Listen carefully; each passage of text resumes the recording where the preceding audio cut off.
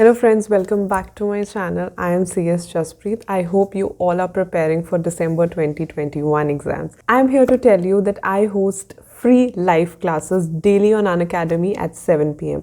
अगर आप कोई ऐसे स्टूडेंट हो जिन्होंने अभी तक मेरा सेशन ज्वाइन नहीं किया, then I would highly suggest you join my session for once and you will definitely find it highly beneficial for your exams. So I am here to announce another 2 special live classes on 1st and 2nd December sharp at 7 PM. तो 1st and 2nd December को हम complete करेंगे the topic of KMP.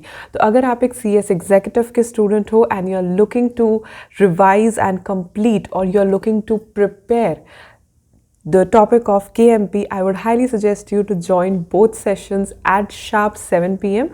On 1st December, we will discuss all about company secretaries, appointment, roles, responsibilities, functions, statutory duties, alongside that the procedure of appointment of company secretary, क्योंकि आपको पता होना चाहिए कि company secretary भी एक KMP होता है, that is key managerial personnel.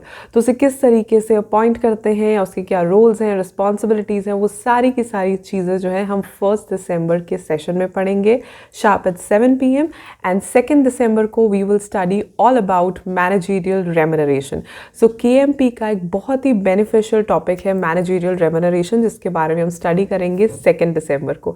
So I would highly request you कि आप ये सेशंस ज्वाइन करो, और चाहे आपने KMP प्रिपेयर किया है या नहीं किया है, आपको ये सेशन के थ्रू आपकी KMP की प्रिपरेशन हो जाएगी फॉर December 2021.